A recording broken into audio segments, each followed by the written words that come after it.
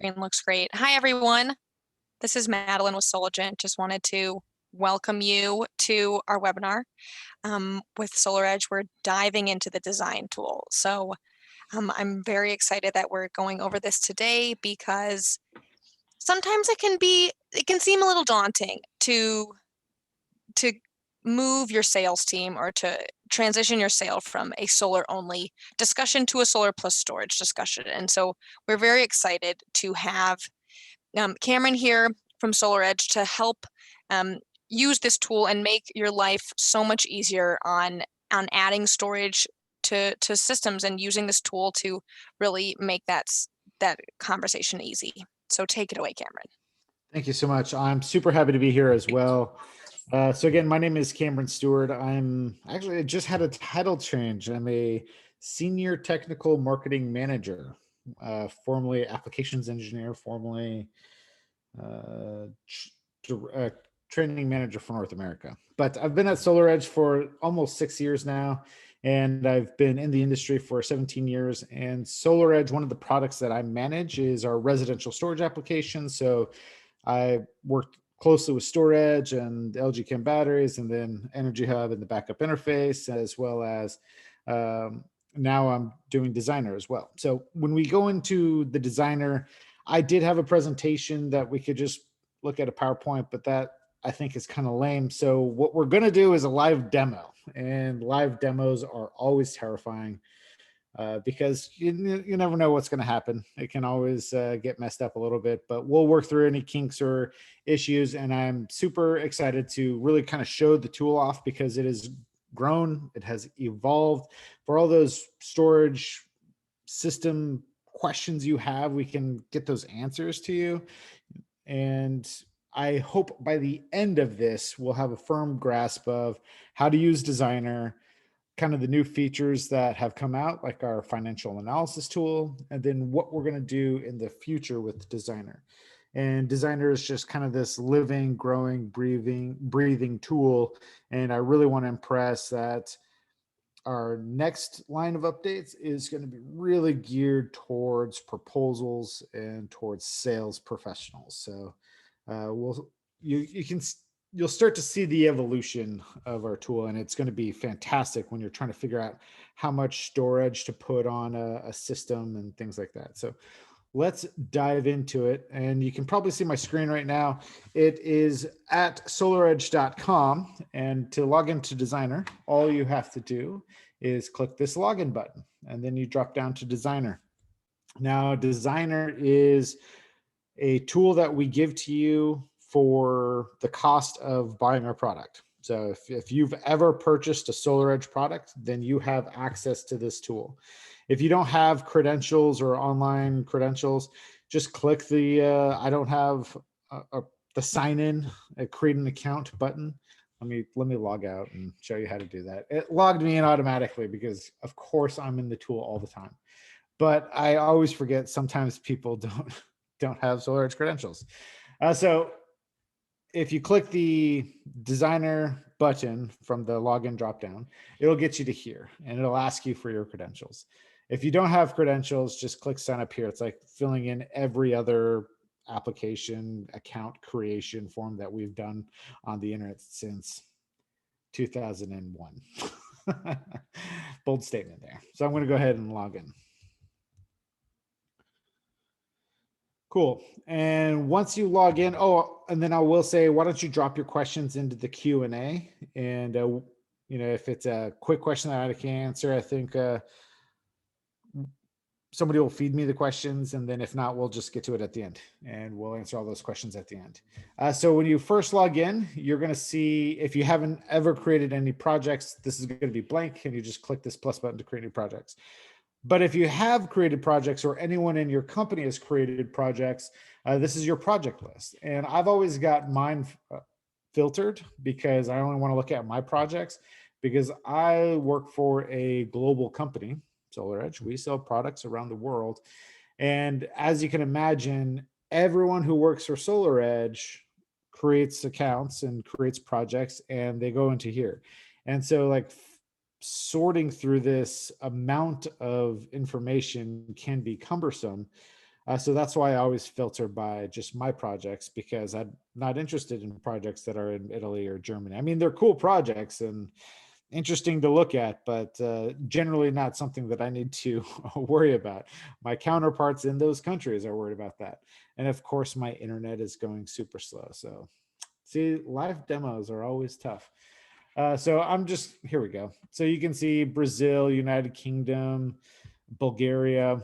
I don't need to worry about these projects. So I'm always going to filter by my projects. You can filter by residential. Maybe you're a residential designer, a residential salesperson. You can sort by commercial, whatever makes most sense to you. So I'm just going to do my projects. You can also sort the projects in a more meaningful manner. If you click the sort button, you can say, I want a project name, project size, whatever makes most sense to you. I usually put the created date, and that's what I want on top. So the most recent project that I've been working on is always at the top. Modified date, excuse me, that would be modified. The most recent project I was working on would be modified. Created date is when you create it. So let's go ahead and dive into how do you start a design. So there's a newer feature that we call quick or basic, and it's just a quick design. If you just need to know what optimizers to use with which solar panel, and you don't want to do a full in-depth design, you just want to get something out really quickly. That's what this quick or basic design is for. So we'll just call this a, what should we call it? We'll call it Stewart basic test. And we're just going to type in a city. We'll say Union City. Fantastic. Customer name, not important, but we can add it. We'll just put my name in there. And we can same with the company. Fantastic. This is a residential project. So the consumption, again, is not required, but you can put it in there if you want to glean, like, what's the offset going to look like? So we'll say Cameron at this residence uses 6,000 kilowatt hours annually, and he works from home. And then on the grid voltage dictates what inverter is selected. So this is a residential home, so 240 volt grid. We can pick different solar panels. Let's go ahead with some Hanwha, and we'll do the 315s. Those are good panels. And let's say I had 23 of them. All right, fantastic. The azimuth, if you don't know, you can guess. You could say it's about southwest, maybe. So maybe it's like 240 degrees or something like that. The roof tilt maybe 412. So we'll drop that down to 19. And then once you got all those characters in, you just say calculate. And the tool is going to recommend an inverter and optimizers. So here's the recommendation. If I wanted to achieve no more than 125% DC-DC ratio, I can use a 6000H inverter. But let's say I want to go all the way up to 150, because you know what? That's my jam. I like to oversize inverters. Fantastic. We allow that. And as you can see, the inverter recommendation changed to an SC5000. The optimizer selection is always going to start with the most cost effective, so the lowest power rating, so 320. I could use any of these optimizers on this list. I could use a 505 if I wanted to, but the most cost effective is going to be the 320. Of course, you can call your distributor and say, Soligent, do you have any 320s in stock? And they're going to be like, yeah, man, we got you covered. We got everything in stock. So fantastic. We're going to pick some 320s. And then you can see right here the string layout, just one string of 11, one string of 12, and then you're done. That's it. That's all you need to do. When you're, and this bar is going to need to move. There we go. Sorry. So when you're done, you just click save and close, and cool, fantastic. That's the basic. That's just, again, real quick. I want to know what my inverter looks like, what optimizers am I thinking about, and that's all I need to know. If you want to do a full design, we're going to do a full design next. Of course, we have to wait for my web browser to finish loading, but that's cool. And while we're waiting, I see there's a question in the Q&A. The question is, looking at the screen, is this a new format? I like it. Well, I'm glad you like it. The new format, again, is just probably the basic, and then we're going to get into what the full design looks like. But I'm glad you like it. Thank you. That's fantastic. All right, cool. So now we're back into my project page, and when we clicked save and close, we saved the project. And the problem with saving a project when you don't actually enter an address is it's just going to drop a pin somewhere in the middle of Union City on Edith Way. So let's actually create a new project. So I'm going to go ahead and go back here, and I'm going to delete that one. I'm just going to delete that little guy. And we're going to say, I want to create a residential project.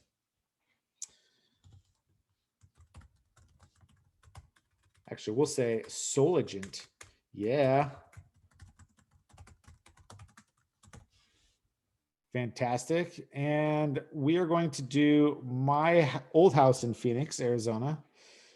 I like to do this house because it shows a lot of things. There's some nuances that we get to discuss, and it's got just a little bit of everything in it. Generally, it's a pretty easy design because it's just a box, but we'll get into maybe a more tricky roof design a little bit later. All right. So this is my house in Phoenix, Arizona. As you can see, when I was free typing that, it was recommending addresses from Google. So we're powered by Google. And let's say you typed in this address, but it was wrong, and you actually need to do a design on this house. So you can just move that pin over and say, oh, that's the house I actually want to do a design on. But we're going to do a design on my old house. Fantastic. All right, Cameron Stewart, fantastic. Kept all that stuff. We'll say this time we're going to say 8,000 kilowatt hours annually. And again, we'll say, well, let's look at the different options for the consumption profile. So the consumption profile is basically how people use their energy. And you don't have to define it, but you'll get more and better information about what your rebate and your buyback period looks like if we do have it. So for example, a family with school-age children has a lot of morning time focus and a lot of evening time focus, and maybe they're gone throughout the day, versus a single or two-person household where people wake up in the morning and then they go to work all day, turn off all the lights before they leave, and then they come home and use energy at night. We're all still a lot of us are still stuck in COVID. So a lot of us are still working from home. And so that just shows you that there's a lot more daytime focused energy usage. So that's what I'm going to choose. Of course, if you wanted to, you can use the upload button, and the upload button is designed right after green button data. So if you have a timestamp, so the format is like an Excel spreadsheet with like 8,300 cells, and it's a date and time with 1 hour intervals. And then the next column would be energy consumption. You can upload the exact consumption profile from the house. All right, so let's go ahead and click create. Also, what's awesome about this tool is if we do the design in Designer, that ports over to the monitoring portal. So when you export it to the monitoring portal, now it's ready for the installers out in the field, and they can just select it from a list in their app. It's called Site Mapper, and they select this project would be Soligent test, right? And they say, okay, I'm going to start scanning QR codes of the optimizers. So from Site Mapper, they just use their phone on their camera, scan QR codes of the optimizers, and map the locations of all the optimizers.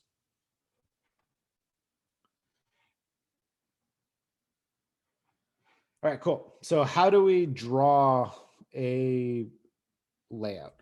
Well, all of our tools are going to be up in the right-hand corner here, and then down on the right-hand side here. So the right-hand side those are movement tools. I want to zoom in, I want to zoom out, I want to rotate my image. They each, if you mouse over them, all these things have quick keys. So if you mouse over, you can see, oh, I can click this plus button, or I can use the mouse wheel to zoom in and out, or I can hit plus and minus on my keyboard and zoom in and out that way.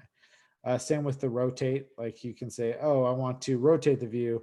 I can press control and use the arrow keys, or I can hold the scroll mouse wheel and rotate the image that way. Up here, these are all the drawing tools. So we're going to start with the draw tool. And the best way to get started is to just draw the outside edges of the roof. So I'm going to go ahead and left click once, and then left click again when I want to start a new line.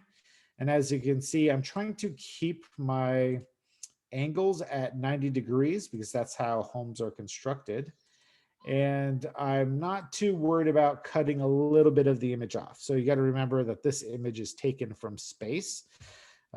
It's actually one of the better satellite images I've ever seen, but there's going to be a little bit of angle. Like I know if I were looking directly down on top of this roof, you should not be able to see the exterior wall.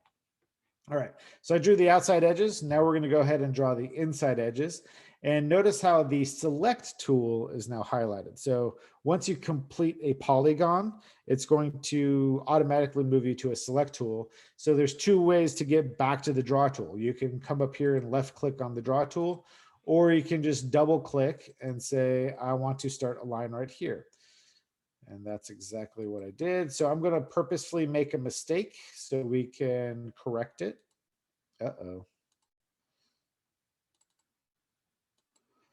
I'm going to purposefully make a mistake so we can correct it. And yeah. All right. Let's see how much I lost because it asked me to refresh. Okay, so right now we drew the interior angle. So it's just a very simple A-frame.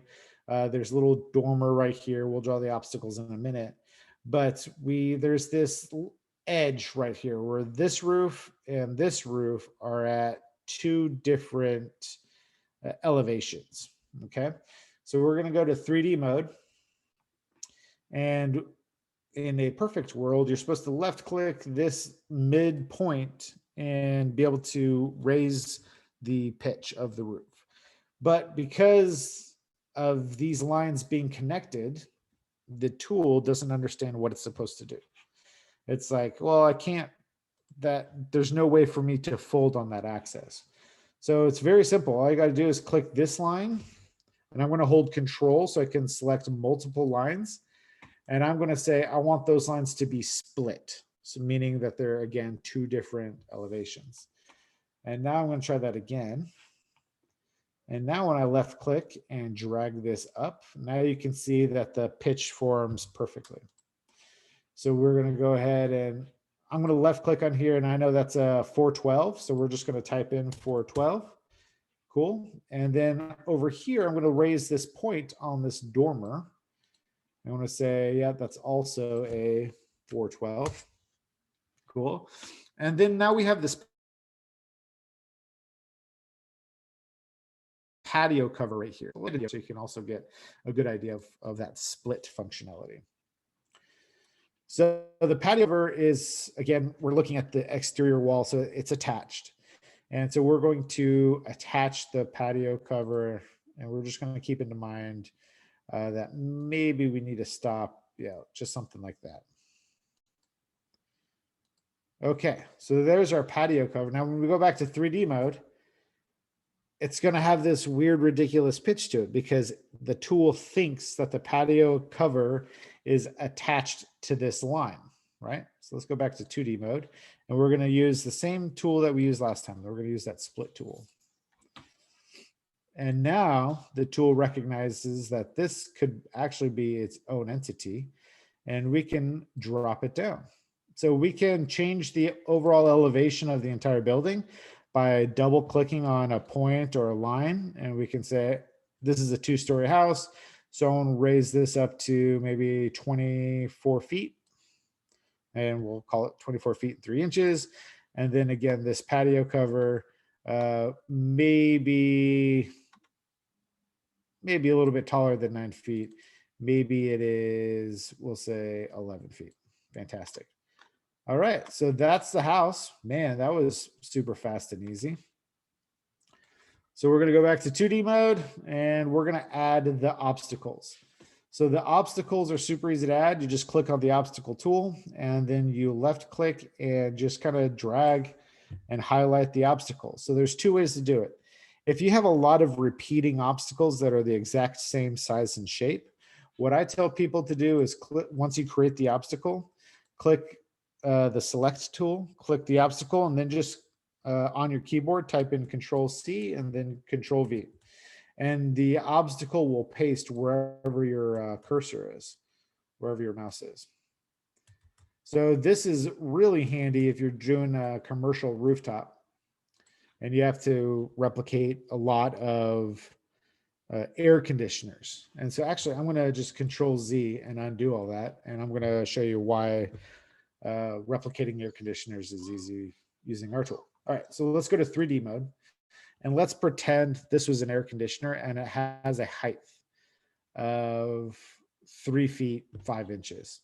So if I were to draw a new obstacle, I would have to repeat that exact thing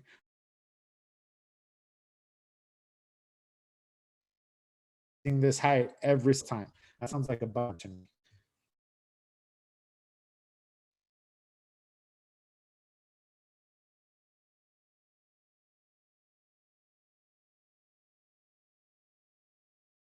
And now I'm just going to, again, Control C, Control V, and I could easily replicate this and the tool will remember the height. So we're going to go back to 3D mode. And now you can see if that was a whole bunch of air conditioners, it was much faster to do them that way. Let's go back to 2D mode. And we are going to, all right.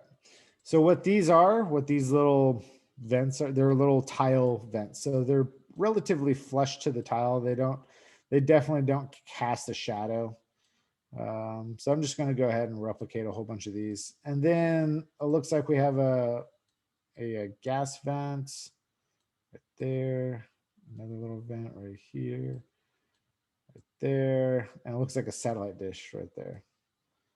Maybe something right there too. Okay. Oh yeah. And I think this is a little plumbing vent. Okay. All right, so that's how we draw the obstacles real fast. If you didn't have an image, like the satellite image doesn't exist because it's a new building, you can upload an image, and that's what this tool does. So the background image, and you can say, I want to upload, well, you get to see a whole bunch of images of the SolarEdge battery, which is cool. But you can upload an aerial image that you took with a drone. Cool. And now that we're done with our site modeling, let's go to 3D mode. Excuse me, let's go to PV module placement. So the drawing is scaled, which is great. We're going to select a roof surface that we want to put solar panels on. So we select the roof surface by clicking it. We're going to click the plus button. And now we're going to go ahead and select our solar panels. So maybe we want to use, again, let's use the hand wall, but maybe we want to use something a little bit bigger. Maybe we want to use some 340s. And as you can see, as I'm typing, the 340s, 345s are coming right up.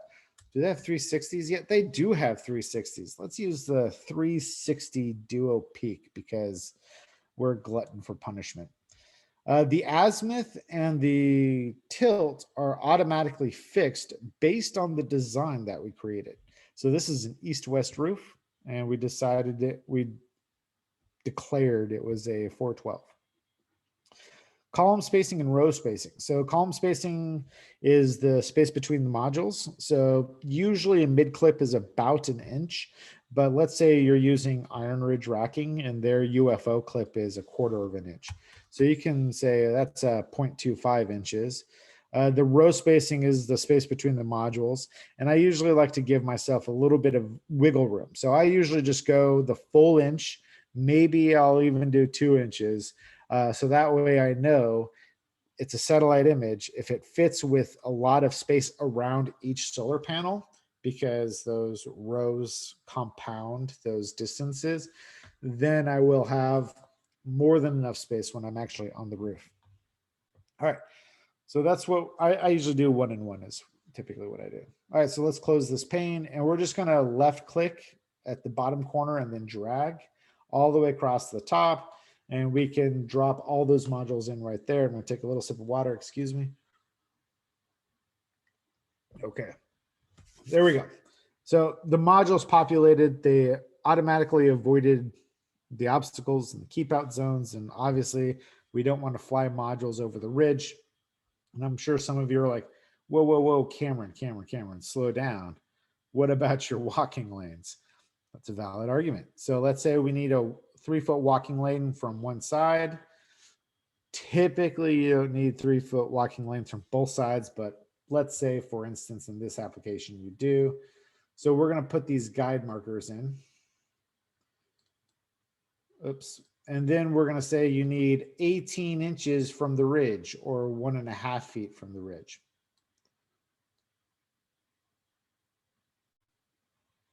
Okay.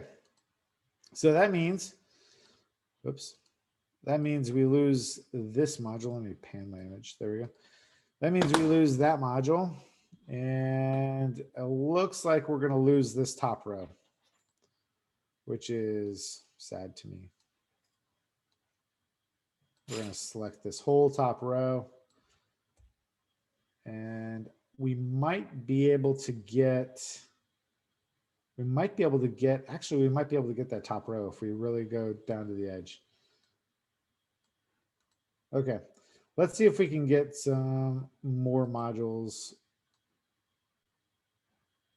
Yeah, it would be close, but we might be able to do it. And if we shift our modules over to the right here, we might be able to get another one right here. Okay, so because that is so close, I mean, it's very close. You'd have to, I would want to double check while on site, like before I did the installation, site audit, whatever, just run your tape, make sure you have enough space, because that is right on the line. And we actually might now be able to get these two. Actually, let's add a couple more modules, a new row of 4. So we're going to click the plus module button again, and we're just going to add a new row. We're going to say, yep, we're going to go right up against that vent. Cool. That looks good to me. And then maybe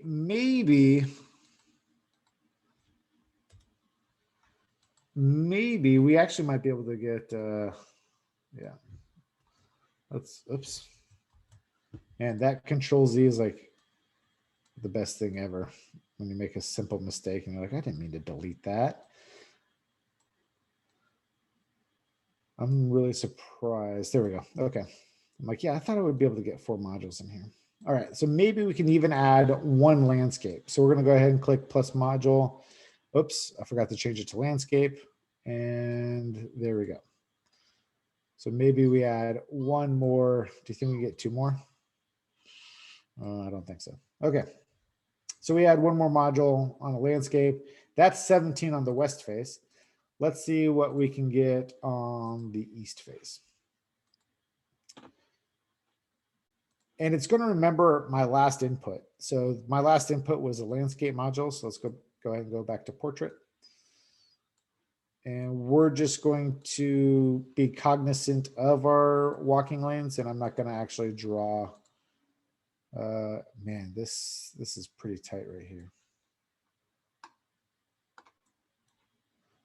Man.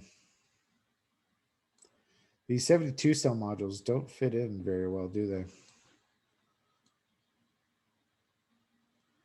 I bet you we might be able to do it.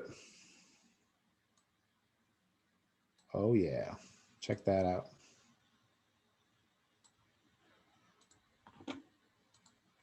One more. Boom. All right. So we're going to pretend that that we don't need to worry about the walking lane on that side. And let's go ahead and add a small group of modules right here. 4 seems reasonable to me. Cool. Okay. So that's our design. Man, that's 10.8 kilowatts. That's not too bad. We can see that we have modules on 4 different facets, 30 total PV modules. Estimated annual energy is 18.5 megawatt hours. So what's cool about this little 8 right here, we said that in the beginning on the project info that this home uses 8 megawatt hours annually. So if you were trying to design to the annual consumption, you could look at this number right here and say, actually, you know, I'm well over. I actually don't need those extra 4 modules, and maybe I don't even need these extra 3 modules right here. And so you can really right size the system and say, yeah, this customer doesn't need it. And I like to pad because maybe, as we all know, when homeowners get PV systems and they start using a lot of energy. So 6 modules on one side is never a good idea.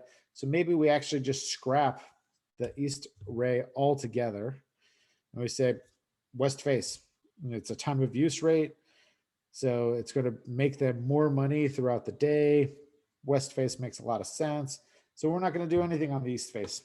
All right, so let's go to electrical design. Now, electrical design is just like it was in basic, where it's going to recommend an inverter based on the DC-DC ratio, which is 125%. And again, we can slide this all the way up to 200 if we wanted to. Man, at 200%, we can use an Energy Hub 3800. How cool is that? And the DC-DC ratio is only a 161. That's great for batteries because we're DC coupled. And any of the clipped energy that you would have normally lost goes directly into the battery. I want to drop this down. I'm a little more conservative than that. I'm going to drop this down to 140. And it's still a 5K. So that's what we're going to design with. We're going to design with a 5 kilowatt inverter. The optimizer selection has changed from the basic, because in the basic we said it was a 315, and now we're using a 340. So the optimizer selection is now saying, oh, 370 is the smallest optimizer you can use. And actually, you know what? I want to use an Energy Hub anyway, because I want to attach a battery to it.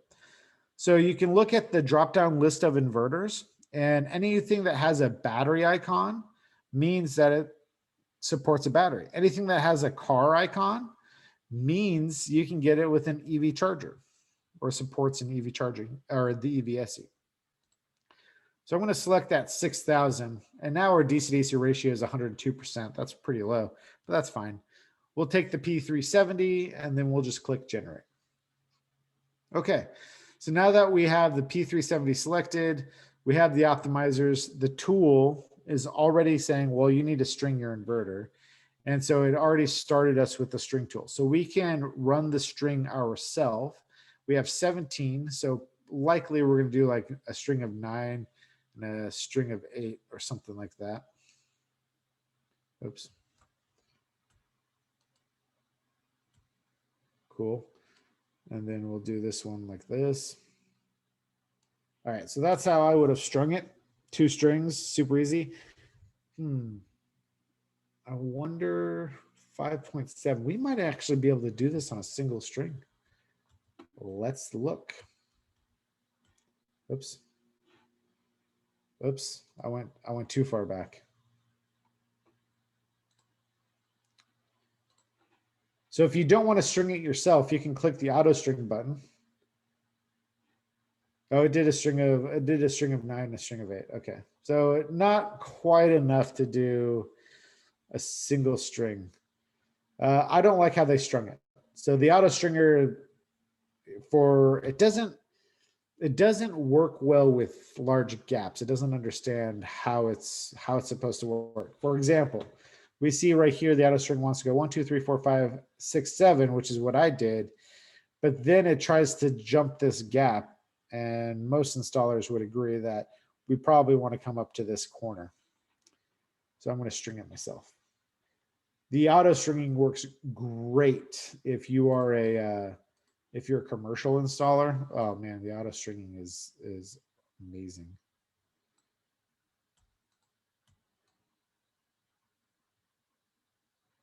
Okay, so let's leave the string like that.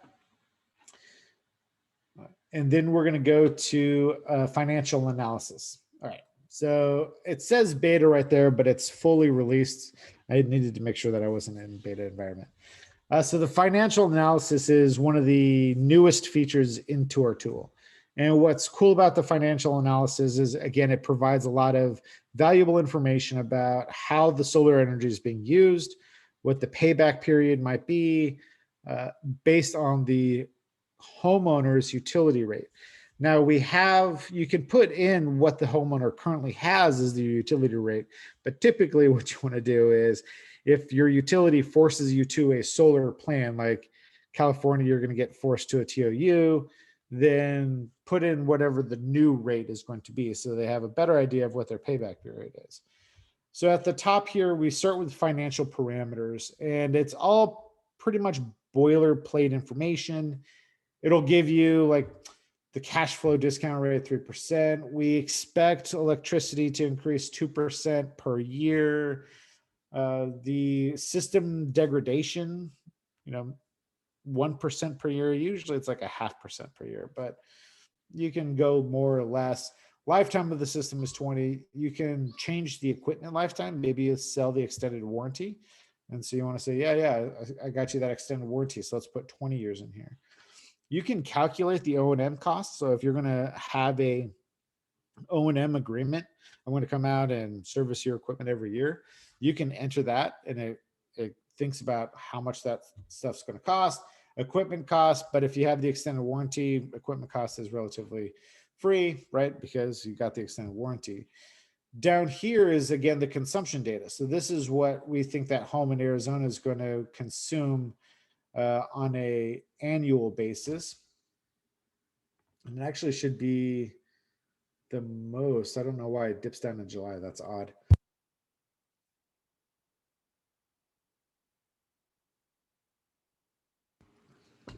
It should, I don't know why it dips down in July. That's interesting. I might have to look into that. All right, so the incentives.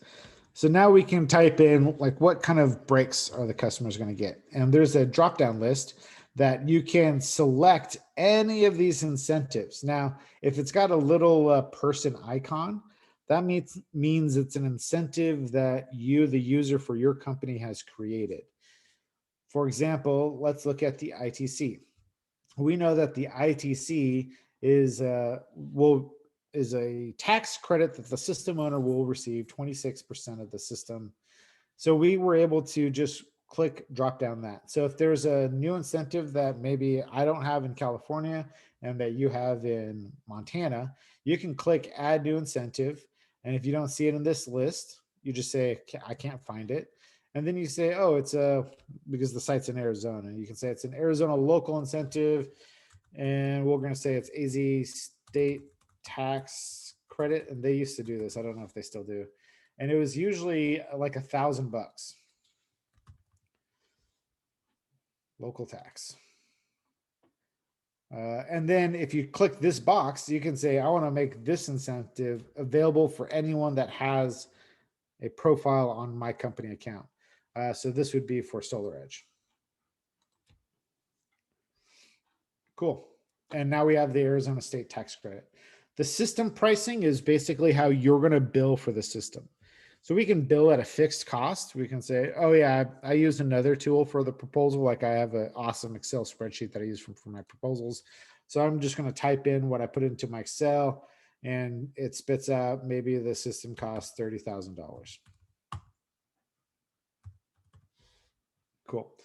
Or you can say, I like to do a fixed price per watt DC because maybe I want to go back to the office and do something. But I know in general, we sell systems for $3 a watt. Cool. And so that's going to spit out 18 grand. Or you can say, I want to do a price according to the bill of materials. And so let's go to the bill of materials. So the bill of materials is right here, and you can put in the pricing that Soligent gives you plus your adder. So let's say you buy this inverter from Soligent, and I'm just going to use made up numbers. I don't know what you're buying inverters for from Soligent. So I'm just going to say, let's say that was $1,000 after my markup to the customer. The P370s, let's say they're $40. The hand wall panels, man, I really don't know how much panels go for these days. It's been a long time since I've purchased a panel. We'll say they're $180 per panel. You can add custom things. Like you can say, oh, I have a fixed price for balance of system.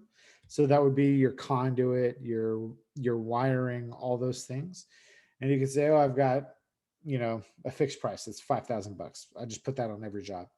Or you could say, oh, I do it on a price per module basis. So let's do a 17, and I know on a price per module, maybe it's $100. That's what it is. Cool. This is the lowest cost PV system I think I've ever seen. So my pricing is bad because I'm an engineer. I'm not a sales guy. All right. And then you can say, oh, racking. We forgot our racking. And that's also, we like to do pricing per module. And we know that's what, $10 per module. And again, I just want to impress upon you, you can do any of these things. So you can just type it in. If it doesn't exist, you can say customer tax. And those are just the hard to deal with customers. And you're going to say, I want $500 for that just because you're a thorn in my side. I'm just teasing. Don't ever do that.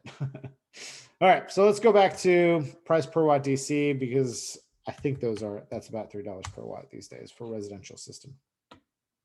You can also export the bill of materials if you wanted. And notice how if we change our price per watt DC, all of the pricing that we had in here just goes away. So the customer doesn't see that stuff. All right, so then down here, we're gonna put in the customer's utility rate. You can drop down menu. So let me click the drop down menu, and it's gonna start with Arizona Public Service. Fantastic. If it's if they were in SRP territory, I think that's Salt River project. So you can start typing in and type in the full name. Like if you're in California, instead of typing PG&E, type in Pacific Gas and Electric. So let's do a Salt River project. And then the drop down rate, you can see that this is all of the rates that are available in SRP territory. So the SRP is, you have 4 solar rates. You have 2 that are demand, the E13 and E14, and then 2 that are TOU. And I want to say that was actually 23 and 24. Let's go ahead. Let's go with the demand rate.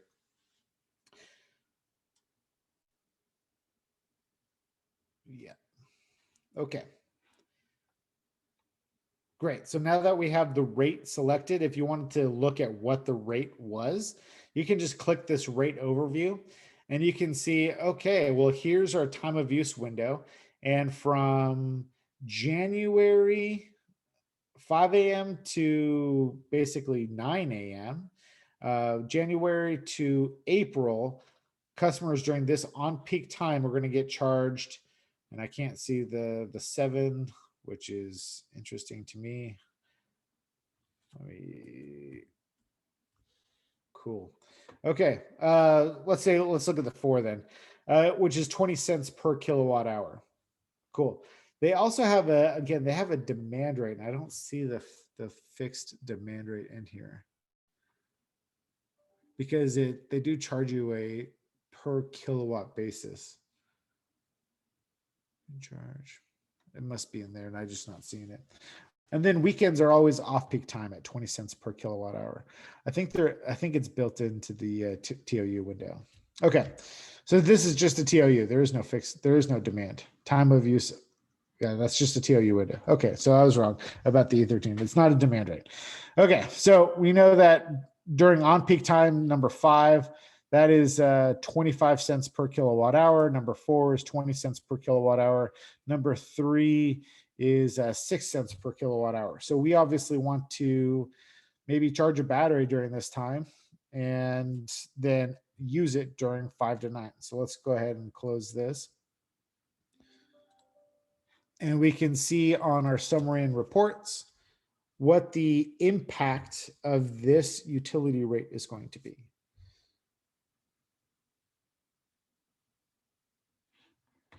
Cool. So first things first, let's look at the top. So Soligent residential test, that's just what we named the site. We can upload our company logo here. So I'm SolarEdge, I could upload a SolarEdge logo. If you were Hot Purple or Super Solar Dudes, whatever your company name is, and you have an awesome logo, go ahead and put it in there. Notifications, this is just telling me, hey, you selected a battery capable inverter, but you didn't actually put any batteries on it. So we'll talk about that in a second. You can see the 3D design right here. I can edit this image and we can say, oh, let's rotate it so you can see what the house really looks like and what those panels are going to look like on the side of the house. Fantastic. Click done. System overview just tells me 17 modules, 1 inverter, 17 optimizers. Here's the financial overview. So we said that the system is going to cost $12,000, and then the lifetime net present value of the system is going to be $13,000. So the payback period is in 14.4 years with this time of use window. So the system is actually oversized. It's just oversized. So we'd want to peel off some of those modules because we don't need 10 megawatt hours if they're only using 8 annually. And it looks like they have a lot of morning focus on time of use. So 14 years is a little bit long for me. And so let's see what we can do to fix that. So estimated bill savings, current month is $129. Monthly bill with SolarEdge is going to be $62. Monthly bill, your net is going to be about $67. So we're offsetting about 50% of their bill for this rate. All right. You can drop that down and see what it is on a monthly breakout, so they have a better idea of what they're going to be paying month over month. And this is for year 1. So you can look at what is it going to be like at year 14. And then at year 14, you can see, okay, your monthly bills are still like $180. But with SolarEdge, you're like at $100 and you're still saving a bunch of money. And then everything after year 14 is going to be gravy. So you can see the detailed LCOE, and then right here is your break even point. Fantastic. Okay. So what I want to also take a look at is, what is it going to look like when we have a battery? How is this going to change? So let's go ahead and go back to our electrical design. And we're going to select our inverter, and we're going to click this edit tool. And we're going to say, yes, I have a battery. And we're just going to select this 16. I'm going to click done. Okay, so now the inverter has a battery connected to it. Let's go ahead and go back to our summary and reports. You'll notice that the error is now gone because we attached a battery to it. So the notes is no longer there. And then you can see, I didn't associate a cost to the battery. So now it's going to be a much more favorable buyback period, because we basically said, yeah, you get the battery for free. We didn't adjust the $3 a watt for the cost of the battery. So maybe let's go back to financial analysis and consider a battery system costs a little bit more than $3 a watt. Let's say it's $3.50 a watt.